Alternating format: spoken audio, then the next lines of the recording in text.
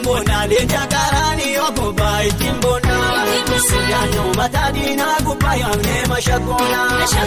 Wajjin jiru waaqayyo jabaadhaa beekilaanii. Maqaan isaa goota beekamaa danni jabaa Israa'el. Wajjin jiru waaqayyo jabaadhaa beekilaanii. Maqaan isaa goota beekamaa danni jabaa Israa'el.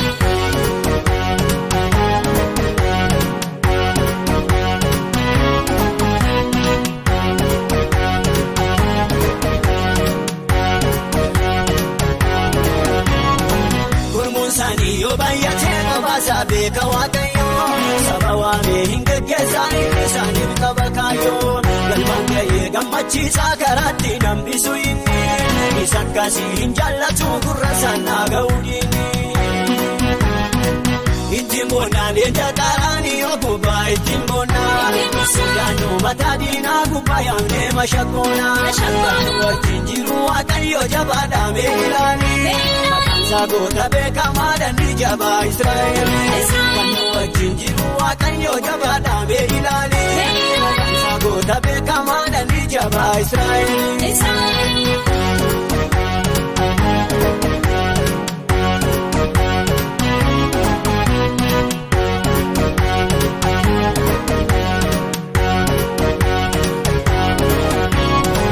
Yaaraamiti humni keenya inni waaqayyo nu laate. Illeejjifnaa diina keenya isa miidhaa nu dhagaate. Irra deemneetu shubbisnaa akka awwaara karaatti. Mirga baadhanneetu gallaa moo'ichi kan waaqayyooti.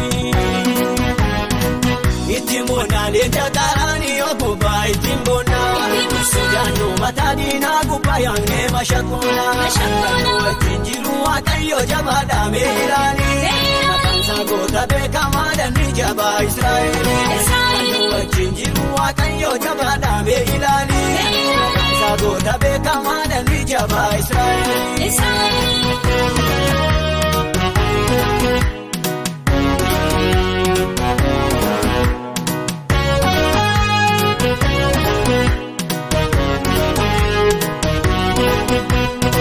Cabsee darbaa hin sodaannu lolatti beeka leenjichi.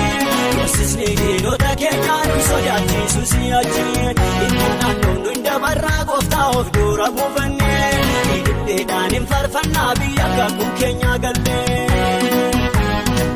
Ittiin boonaa leenja qaraanii okkubaa ittiin boonaa.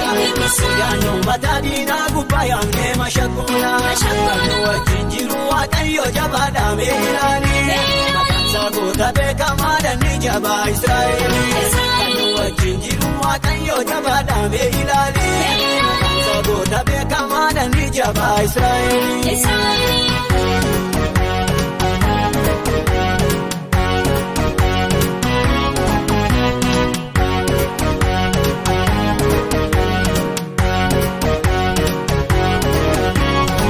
Mul'ituu keenya ukkaamsuun inni biyyoo itti buuree.